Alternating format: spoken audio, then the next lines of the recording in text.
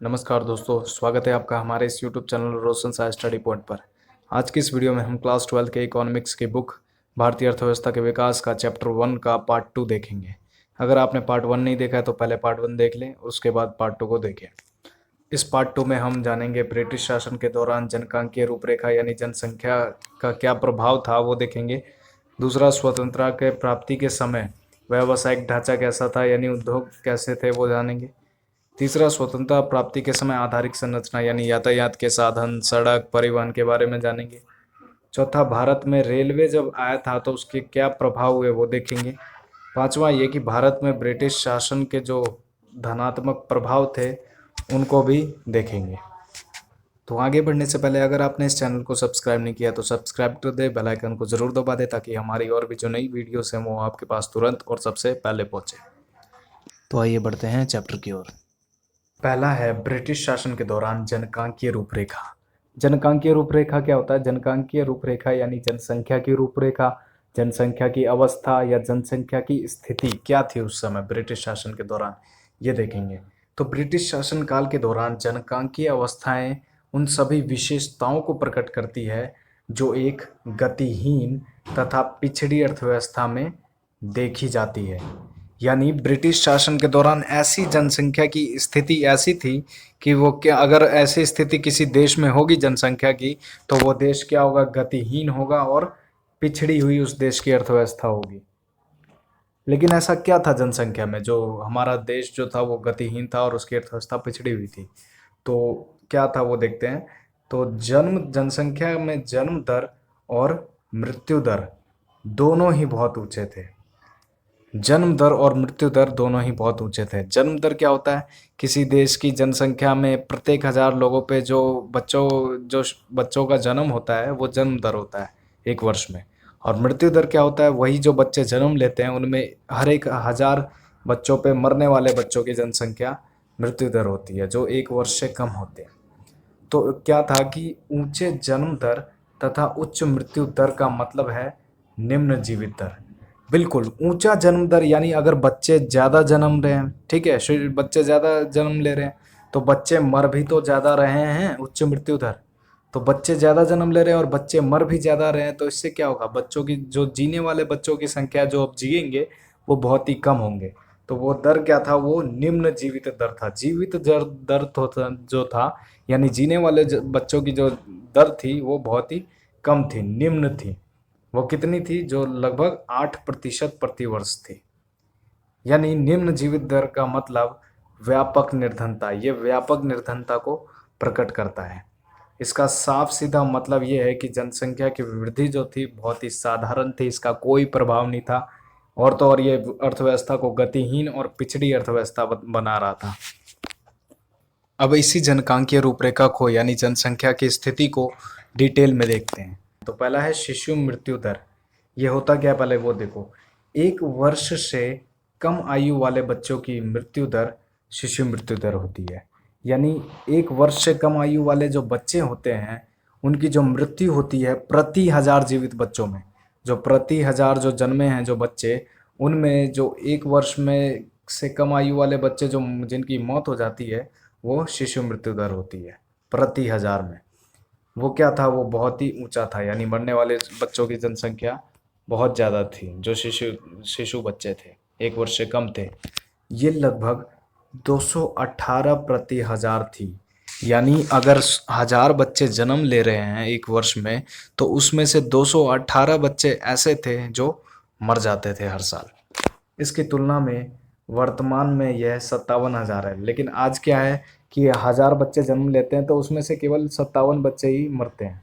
लेकिन उस समय क्या था? उस समय 218 बच्चे मरते थे हर एक 1000 बच्चों पर।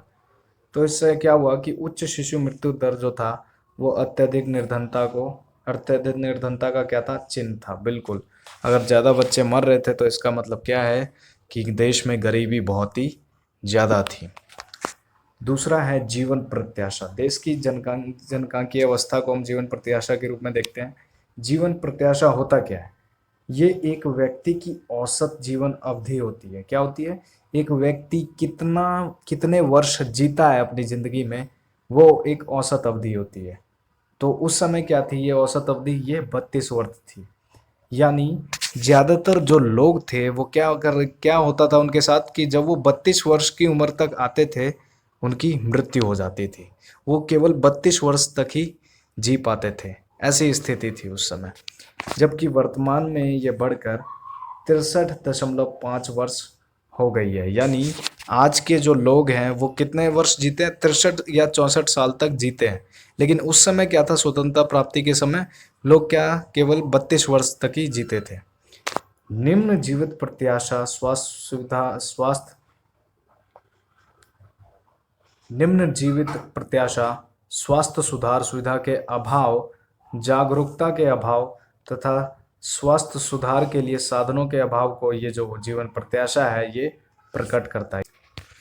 यानी निम्न जीवित प्रत्याशा क्या प्रकट करता है कि जो स्वास्थ्य सुविधाएं थी वो बहुत कम थी और जो जागरूकता भी थी लोगों में वो बहुत ही कम थी। इसीलिए लोगों की जो जीवन अवधि थी वो बहुत ही कम थी, लोग बहुत ही कम उम्र में मर जाते थे। जनकांकीय स्थिति यानी जनसंख्या की स्थिति को हम एक और तरीके से देख सकते हैं, वो है साक्षरता दर। साक्षरता होता क्या है, साक्षरता दर होता क्या है? साक्षरता क्या होता है कि जो लोग लिख सकते हैं या पढ़ सकते हैं वो क्या होते हैं, साक्षर होते हैं। और ये साक्षरता दर क्या था, प्रति 1000 लोगों में जो लोग लिख और पढ़ सकते थे वो साक्षरता दर होती है। तो ये था क्या कि उनकी जो जनसंख्या थी वो लगभग 16% थी। यानी जो लोग लिख और पढ़ सकते थे वो कितने थे, बस 16% थे जनसंख्या में।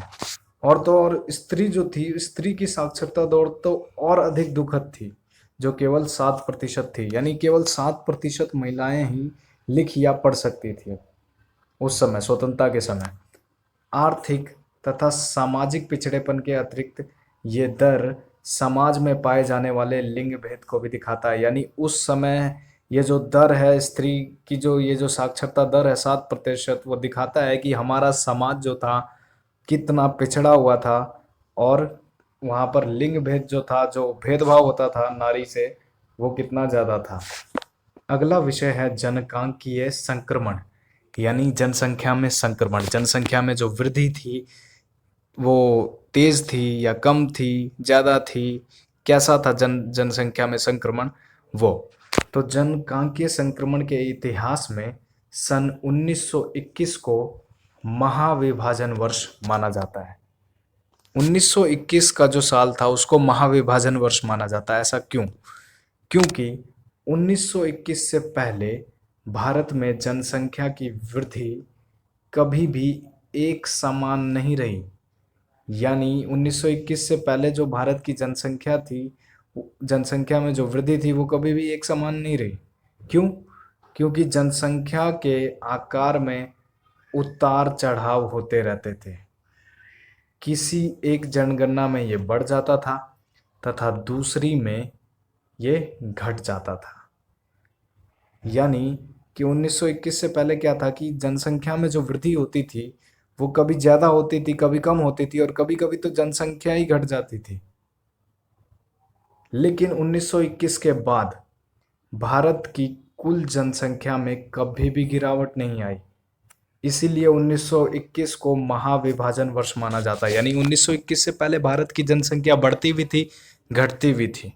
लेकिन 1921 के बाद ऐसा हुआ कि कभी भी भारत की जनसंख्या घटी ही नहीं, हमेशा बढ़ती रही। इसमें निरंतर वृद्धि होती गई, हमेशा लगातार इसमें वृद्धि होती गई 1921 के बाद। इसीलिए 1921 को क्या बोला जाता है, महाविभाजन वर्ष माना जाता है। सन 1931 की जनगणना में 2.76 करोड़ की वृद्धि दर्ज की गई। सन 1941 की जनगणना में वृद्धि 3.96 करोड़ की थी और सन 1951 की जनगणना में कुल जनसंख्या में 4.24 करोड़ की वृद्धि दिखाई गई। महत्वपूर्ण तथ्य ये है कि सन 1951 तक भारत की जनसंख्या में होने वाली वृद्धि चौंका देने वाली नहीं थी, क्योंकि वो सामान्य रूप से बढ़ रही थी, ज़्यादा तेज वृद्धि नहीं थी 1951 तक। लेकिन ये मध्यम तथा साधारण श्रेणी के बीच ही सीमित रही। ये जो जनसंख्या थी 1951 तक, जो जनसंख्या में वृद्धि हुई वो ये साधारण थी, सिंपल वाली थी कि हाँ ठीक है वृद्धि हो रही है, नॉर्मल वृद्धि हो रही है।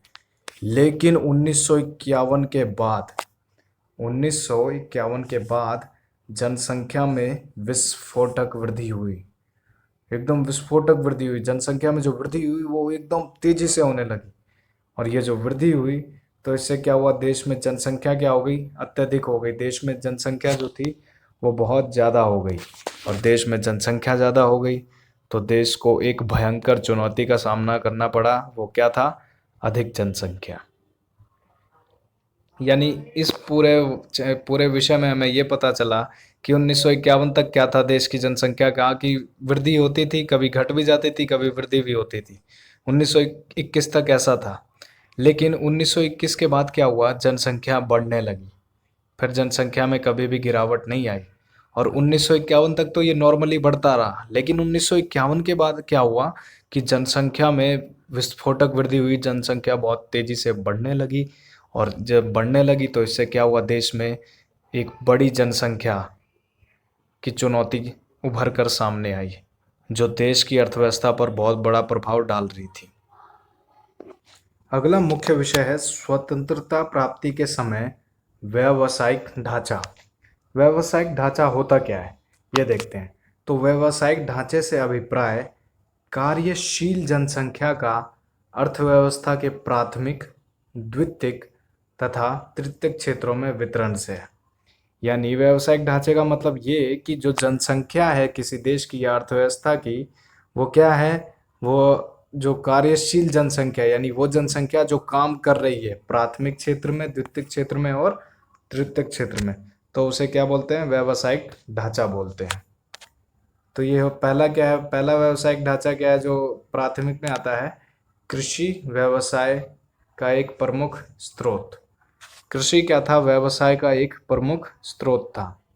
क्यों, कैसे देखते हैं। स्वतंत्रता प्राप्ति के समय लगभग 72.7% कार्यकारी जनसंख्या कृषि में लगी हुई थी।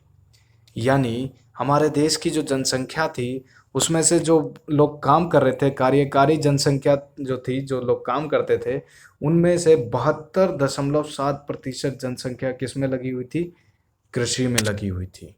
क्यों, क्योंकि भारत के लोग कृषि को जीवन निर्वाह का एक प्रमुख साधन मानते थे। भारत के लोग जो थे वो क्या समझते थे, कृषि जो है जीवन जीने के लिए एक बहुत ही प्रमुख, बहुत ही इम्पोर्टेंट जरिया है कि हम कृषि करेंगे तभी हम जी सकते हैं, नहीं तो नहीं। इसलिए वो कृषि कृषि को जीवन निर्वाह का एक प्रमुख साधन मानते थे, ना कि एक लाभ देने वाला व्यवसाय। वो खेती तो करते थे, कृषि तो करते थे, लेकिन कभी भी उन्होंने लाभ के लिए खेती नहीं की या व्यवसाय के लिए खेती नहीं की। उन्होंने किसके लिए खेती की, जीवन निर्वाह के लिए खेती की। विश्व के उन्नत देशों में जनसंख्या का बहुत कम प्रतिशत कृषि पर आश्रित है। उदाहरण के लिए इंग्लैंड और अमेरिका देख ले तो इनकी जो जनसंख्या है 2% जनसंख्या सिर्फ कृषि में लगी है। जापान का 12%, जर्मनी का 4% जो कार्यकारी जनसंख्या है वो सिर्फ कृषि पर लगी हुई है। इसका मतलब क्या है, इससे स्पष्ट होता है कि स्वतंत्रता प्राप्ति के समय भारतीय अर्थव्यवस्था एक पिछड़ी हुई अर्थव्यवस्था थी, जो केवल कृषि पर ही आधारित थी, जो केवल कृषि पर ही अपना जीवन निर्वाह कर रही थी। उन्हें लाभ से कोई मतलब नहीं था, वो व्यवसाय नहीं करना चाहते थे। व्यावसायिक ढांचे में दूसरा पॉइंट है उद्योग, जो द्वितीय क्षेत्र में आता है। ये क्या था, व्यवसाय का एक निराशाजनक स्रोत था। उद्योग जो था वो व्यवसाय का क्या था, एक निराशाजनक स्रोत था। क्यों, आइए देखते हैं। स्वतंत्रता प्राप्ति के समय भारत की कार्यशील जनसंख्या का केवल 9% भाग, सिर्फ 9% भाग निर्माण उद्योग या खनन में लगा हुआ था। यानी स्वतंत्रता प्राप्ति में जो कार्य प्राप्त यानी स्वतंत्रता प्राप्ति के समय जो भारत की जो कार्यशील जनसंख्या थी, जो काम करती थी, उसमें से केवल जो 9% लोग थे वो क्या लगे थे, वो निर्माण उद्योग में लगे हुए थे या खनन की प्रक्रिया में लगे हुए थे। इसके विपरीत अगर हम दूसरे देश की तुलना करें भारत से, तो यूएसए में 32% लगे हुए थे निर्माण उद्योग में, इंग्लैंड में 42%, जापान में 39% जनसंख्या किस में लगी हुई थी, इस उद्योग निर्माण में लगी हुई थी। अतः स्वतंत्रता के समय भारतीय अर्थव्यवस्था कितनी पिछड़ी हुई थी, इसका ये एक अन्य प्रमाण है। बिल्कुल ये प्रमाण है। उद्योग में जहाँ ज़्यादा जनसंख्या होनी चाहिए थी, वहीं पर ये जनसंख्या क्या है, बहुत कम है, सिर्फ 9% है। 9% लोग ही उद्योग में लगे हुए थे। तो इससे क्या होगा, उस देश का विकास कैसे होगा। व्यावसायिक ढांचे का तीसरा पॉइंट है असंतुलित विकास। असंतुलित विकास क्या होता है, उससे पहले हम संतुलित विकास को जान लेते हैं। तो विकास को संतुलित तब कहा जाता है जब अर्थव्यवस्था के सभी क्षेत्रों का समान विकास होता है। बिल्कुल, विकास को संतुलित तब कहेंगे जब क्या हो, किसी देश की अर्थव्यवस्था में जो उसके क्षेत्र हैं, प्राथमिक क्षेत्र, द्वितीयक क्षेत्र और तृतीयक क्षेत्र, उनका समान रूप से विकास हो, तब वो विकास क्या होगा, संतुलित होगा। और जब वो विकास नहीं होगा तो इसका मतलब क्या है, असंतुलित विकास। बिल्कुल, भारत में द्वितीय तथा तृतीय क्षेत्रों का विकास अपने शैशव काल में था। अतः यह स्पष्ट है कि भारतीय अर्थव्यवस्था स्वतंत्रता के समय असंतुलित विकास की अवस्था में थी। बिल्कुल, क्योंकि भारत की जो वो अर्थव्यवस्था के जो क्षेत्र थे वो विकास नहीं कर रहे थे, जो हमने कृषि और उद्योग में देखा। तो इसलिए भारत की जो अर्थव्यवस्था थी वो क्या कर रही थी, असंतुलित विकास कर रही थी। अगला मुख्य विषय है स्वतंत्रता प्राप्ति के समय आधारिक संरचना। आधारिक संरचना क्या होता है, आधारिक संरचना से अभिप्राय आर्थिक परिवर्तन के उन तत्वों तथा सामाजिक परिवर्तन के उन तत्वों से है जो एक देश के विकास तथा समृद्धि की नींव होते हैं। यानी आधारिक संरचना वो होती है जो किसी देश के उस आर्थिक परिवर्तन और सामाजिक परिवर्तन को देखती है जिससे देश का विकास हो, जिससे देश की समृद्धि हो। तो ये आर्थिक और सामाजिक परिवर्तन होते कौन से हैं, आर्थिक परिवर्तन क्या होते हैं, जैसे यातायात के साधन में परिवर्तन होना, संचार में परिवर्तन होना, बैंकिंग में परिवर्तन होना, शक्ति और ऊर्जा में जब परिवर्तन होता है और उससे जब देश विकास करता है तो वो आधारिक संरचना होती है। और सामाजिक परिवर्तन में क्या, जैसे शिक्षा, स्वास्थ्य तथा आवास सुविधाओं का विकास, इससे ये जब बढ़िया होते हैं तो इससे देश का क्या होता है, विकास और समृद्धि होता है। यही आधारिक संरचनाएं होती हैं। यानी सीधा सिंपल ये कहें कि वो तत्व जिससे किसी देश का विकास होता है या समृद्धि होती है, वो क्या है, आधारिक संरचना है। ब्रिटिश शासनकाल के दौरान अर्थव्यवस्था में कुछ स्पष्ट आधारिक संरचनात्मक परिवर्तन किए गए थे। क्या बात है, ब्रिटिश काल के दौरान आधारिक संरचना में परिवर्तन किया गया था, बहुत अच्छा। लेकिन इसके पीछे उद्देश्य निश्चित रूप से भारतीय अर्थव्यवस्था का विकास करना नहीं था। ये तो मैं जानता था इन ब्रिटिशों को। क्या किया उन्होंने कि आधारिक संरचना, तो उस आधारिक संरचना में उन्होंने परिवर्तन किया, यातायात के साधनों का उन्होंने, या संचार का, या बैंकिंग का, या शिक्षा का, स्वास्थ्य का उन्होंने विकास तो किया। लेकिन वो विकास जो उन्होंने किया वो भारतीय अर्थव्यवस्था के लिए नहीं किया उन्होंने, बल्कि भारतीय अर्थव्यवस्था के औपनिवेशिक शोषण भारतीय अर्थव्यवस्था के औपनिवेशिक शोषण के द्वारा ब्रिटिश अर्थव्यवस्था की समृद्धि तथा उसका विकास करना था। यानी उन्होंने क्या किया, उन्होंने आधारिक संरचना में परिवर्तन तो किया, लेकिन उन्होंने ये भारतीय अर्थव्यवस्था के लिए नहीं किया था। उन्होंने किसके लिए किया था, ब्रिटिश अर्थव्यवस्था के लिए। ब्रिटिश अर्थव्यवस्था की समृद्धि के लिए या विकास के लिए उन्होंने आधारिक संरचना में बदलाव किए। अगला मुख्य विषय है भारत में रेलवे का प्रभाव। यानी स्वतंत्रता प्राप्ति के समय जब भारत में रेलवे आया तो उससे भारत पर उसका क्या प्रभाव पड़ा, भारत के लोगों पर उसका क्या प्रभाव पड़ा या उसकी अर्थव्यवस्था पर क्या प्रभाव पड़ा, वो देखते हैं। तो पहला जो प्रभाव था वो क्या था, रेलवे ने लोगों की दूरियों को समाप्त किया। जब रेलवे आ गई तो लोग क्या करने लगे, लोग रेलवे से सफ़र करने लगे और लोग क्या करने, इससे लोगों के बीच की दूरियां क्या हुई, समाप्त हुई तथा उन्हें लंबे सफ़र करने के योग्य बनाया। यानी अब लोग क्या कर सकते थे, रेलवे आ गई थी तो अब लोग क्या कर सकते थे, लंबी से लंबी दूरी तय कर सकते थे, वो भी आसानी से। इससे क्या हुआ, देशवासियों में सांस्कृतिक भाईचारा बढ़ा। जब लोग एक जगह से दूसरी जगह जाने लगे तो उनका पहनावा, उनकी भाषा भी एक जगह से दूसरी जगह जाने लगी उनके साथ। तो इससे क्या हुआ, लोगों के बीच सांस्कृतिक भाईचारा बढ़ा। दूसरा प्रभाव क्या था रेलवे का, कि वस्तुओं की लंबी दूरी के चलन से रेलवे ने कृषि के व्यापारीकरण को आसान बना दिया। यानी अब वस्तुएं क्या हो सकती थी, वस्तुएं लंबी से लंबी दूरी तय कर सकती थी, वो भी आसानी से। तो इससे क्या हुआ, कृषि के व्यापारीकरण को बढ़ावा मिला। यानी अब किसान जो थे वो मुद्रा प्राप्त करने के लिए नकदी फसल बोने लगे। नकदी फसल क्या करने लगे, वो बोने लगे।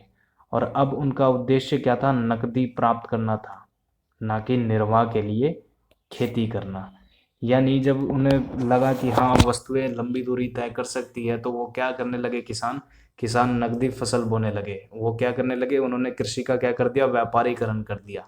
किस लिए, सिर्फ मुद्रा प्राप्त करने के लिए, ताकि उनके हाथ में नकदी आए, मुद्रा आए। अब वो खेती सिर्फ किसके लिए करने लगे, व्यापार के लिए, ना कि अपनी ज़िंदगी गुजारा करने के लिए या निर्वाह करने के लिए। रेलवे का तीसरा प्रभाव क्या था, कि रेलवे ने बाजार के आकार को विस्तृत बनाया। रेलवे ने क्या करा, बाजार को बढ़ा दिया।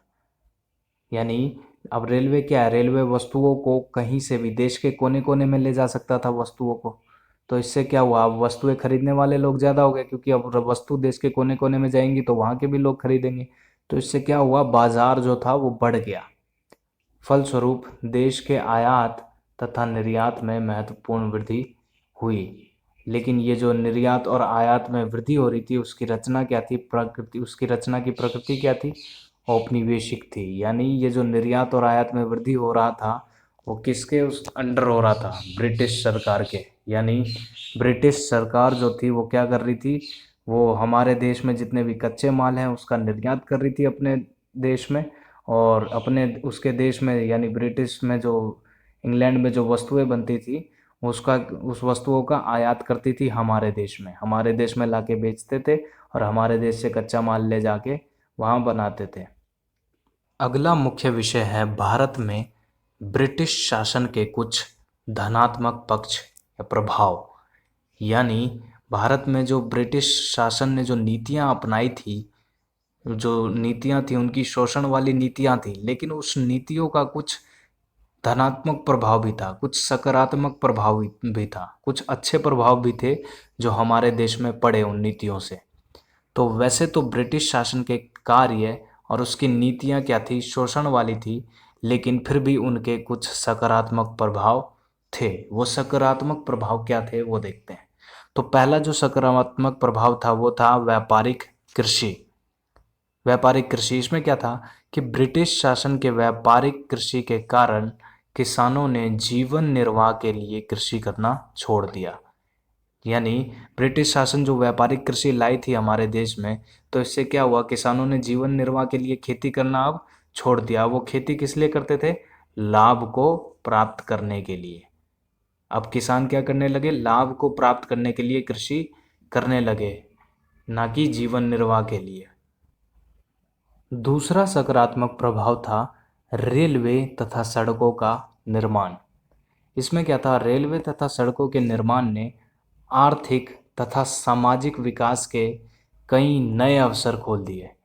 इसने देश में व्यापार की गति को अधिक कर दिया। बिल्कुल, ये हमने अभी देखा भी था, रेलवे के आने से क्या हुआ।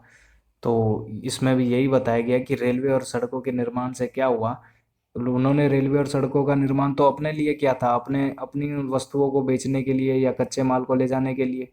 लेकिन इससे क्या हुआ, इससे हमारे देश का भी विकास हुआ। उसने क्या कर दिया, हम विकास के लिए नए अवसर खोल दिए रेलवे और सड़कों ने। और इससे क्या हुआ कि व्यापार जो थी उसको गति मिली, व्यापार अब तेजी से हो रहा था।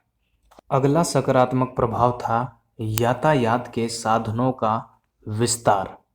इसमें क्या था कि यातायात के साधनों के विस्तार ने भारत में न केवल अकालों को रोका, बल्कि उनके प्रतिकूल प्रभाव को शिथिल बना दिया। सूखाग्रस्त क्षेत्रों की शीघ्रता से खाद्य सामग्री पहुंचाई जाने लगी। बिल्कुल, जब यातायात के साधन में विस्तार हुआ, यानी रेलवे और सड़कों का जैसे विस्तार हुआ, तो इससे क्या हुआ, जब जब देश में अकाल पड़ता था तो उससे अब लड़ा जा सकता था। यानी मान लो किसी देश में वो देश में किसी जगह पे सूखा पड़ गया, तो उससे क्या होता था, वहाँ के लोगों के लिए अब खाद्य सामग्री यानी खाने पीने का सामान या जो भी है वो अब पहुँचाया जा सकता था। अगला जो मुख्य सकारात्मक प्रभाव था वो क्या था, मुद्रा विनिमय प्रणाली। ब्रिटिश शासन के दौरान भारत में वस्तु विनिमय प्रणाली थी। क्या थी, ब्रिटिश शासन जब था हमारे देश में, तो उस समय क्या था, वस्तु विनिमय प्रणाली होती थी। वस्तु विनिमय प्रणाली क्या, यानी अब किसी वस्तु को लेन देन करना या किसी वस्तु को हमें खरीदना है, तो उसके लिए पैसे नहीं देने रहते वस्तु विनिमय प्रणाली में। उसमें आप एक वस्तु को खरीदने के लिए कोई दूसरी वस्तु दे दो उसे। यानी मान लो कि अगर आप के पास गेहूं है बहुत, है ना, और आप जूते खरीदना चाहते हो समझ लो, तो आप क्या करो, आप जूते वाले के पास जाओ और उसे बोलो कि ले भाई, हम तुम्हें आधी बोरी गेहूं दे रहे हैं, तो इसके बदले हमें जूता दे दे। तो इसके लिए क्या किया उसने उसने जूता खरीदने के लिए उसने पैसे नहीं दिए, उसने मुद्रा का उपयोग नहीं किया, उसने क्या करा, वस्तु का उपयोग किया, उसने गेहूं उसे दे दिया उसके बदले आधे बोरी। तो ये होती है वस्तु विनिमय प्रणाली। लेकिन मुद्रा विनिमय प्रणाली क्या होती है, जो आजकल हो रही है, कि किसी वस्तु को खरीदना है तो क्या करो, मुद्रा दो, पैसे दो और वस्तु ले जाओ, ऐसा है। तो इससे क्या हुआ, ब्रिटिश शासन के दौरान भारत में वस्तु विनिमय प्रणाली का स्थान किसने ले लिया, मुद्रा विनिमय प्रणाली ने।